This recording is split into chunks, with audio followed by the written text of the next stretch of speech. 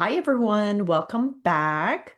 So, today we have got a fun one. So, first, I want you to think about this for a second. Have you noticed that sometime in your 40s, you seem to can't tolerate wine like you used to? You wake up between 2 and 4 a.m. for no reason.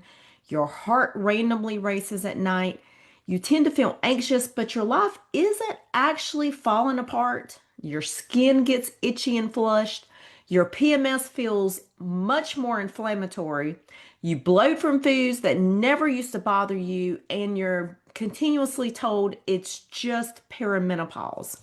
But what if part of it is histamine? So today I'm going to explain what histamine actually is, why it becomes louder in your 40s, how it connects to your gut, why low histamine dieting isn't the full answer, and what actually helps long term. Now, let's start from the beginning. So, let's talk about what histamine actually is. And no, it is not just allergies. So, most people think histamine is seasonal allergies, but that can be part of the equation, but that is not all of the equation. That is only just the surface of histamine. So, histamine is actually a signaling molecule. It's powerful and it's necessary. So, histamine histamine signals your stomach to make stomach acid. Histamine helps regulate your sleep wake cycle. Histamine acts as a neurotransmitter in the brain. Histamine is part of our immune defense. Histamine increases blood flow and vascular permeability. And histamine influences estrogen signaling. So, histamine is not the villain. The problem happens when you produce too much, you release too much, or you don't break it down efficiently. So, that's when symptoms start to show up and become loud. Now, why does histamine become louder in perimenopause? Here's where it gets really, really interesting. Estrogen stimulates mast cells to release histamine. Histamine stimulates your ovaries to produce more estrogen. That creates a feedback loop. Now, think about what happens in your 40s.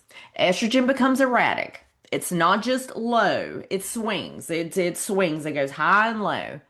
Progesterone actually often drops first, and progesterone is calming. It stabilizes mast cells. And when progesterone drops, mast cells become more reactive. So now you end up having more histamine release, less stability, more fluctuating estrogen, higher stress load, and symptoms kind of start to feel unpredictable. And this is why some women feel worse. Typically, it's not uncommon to feel worse around ovulation when we get an estrogen surge, right before their cycle, and during high stress weeks. Now, let's talk about common histamine driven symptoms that get misattributed. So, here's what I see constantly in women in the ages of 40s and 50s. The sleep. Sleep is the first one. They're waking at 2 and 4 a.m. wide awake, racing hard at night, night sweats, and then their mood. They start experiencing anxiety spikes. They're feeling wired but exhausted.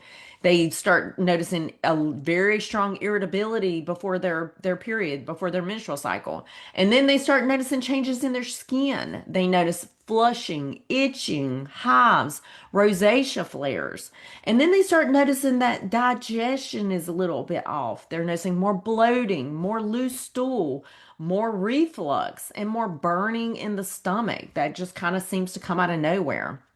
And then you have neurological symptoms like migraines, brain fog, light sensitivity, and then hormonal symptoms like heavy periods, breast tenderness, water retention, and PMS that just feels inflammatory. And that's because these overlap with perimenopause. Histamine often gets missed. Now, where does the gut come in? Because you know the gut's always going to come in when I talk. Histamine intolerance is rarely just about food. It's often about clearance. So your body breaks down histamine mainly through DAO, diamine oxidase, which is an enzyme in the gut. And then you have HNMT in the liver and tissues.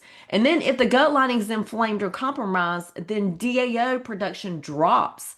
Now you layer in the potential for H. pylori, dysbiosis, SIBO, leaky gut, low stomach acid, sluggish bile flow. Certain bacteria produce histamine, certain bacteria degrade histamine. And if your microbiome shifts, your histamine load shifts. So when someone says, I can't tolerate leftovers, I can't tolerate avocado, I can't tolerate wine, and I can't tolerate fermented foods, the question isn't just what are you eating, it's what is your gut going to do with it? Now, let's talk about why stress makes histamine worse, because stress is another big driver. This is the part that women don't love hearing. Stress directly activates mast cells. Cortisol fluctuations plus nervous system dysregulation equals more histamine release. So if you're working full time, you're managing a household, you're sleeping poorly, you're under constant pressure, your histamine bucket fills faster. So you may feel like I'm doing everything right, but your nervous system is amplifying symptoms. Next, now let's move on to why low histamine diets aren't the whole answer.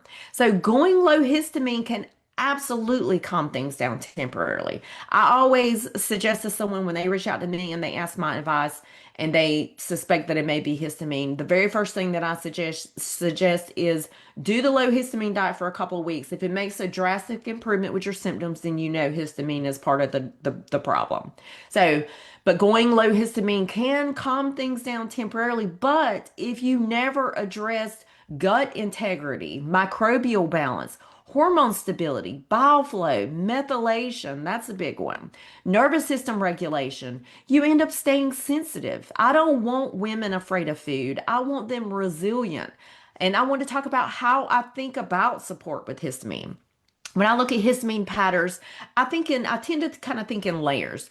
The first layer is calm the bucket. You can calm the histamine bucket with natural herbals like vitamin C, a DAO strategy, which is adding in DAO enzymes before meals, stabilizing blood sugar. That is a big one that often gets overlooked.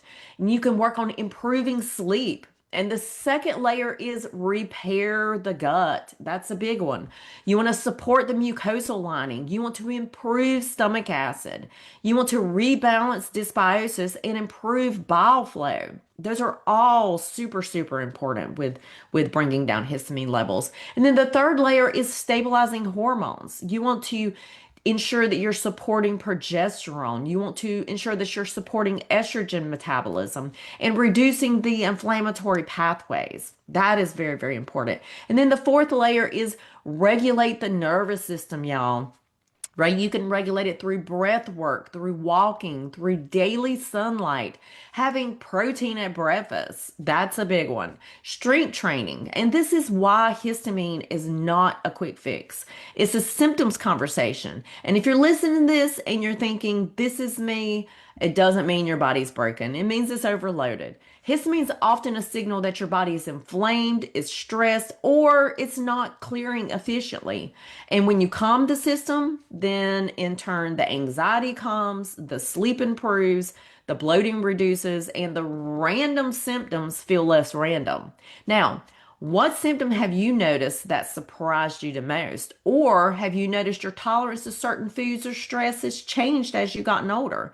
And if you need help navigating the complexity that histamine can be, reach out. This is the exact type of work that I do every day. And until next time.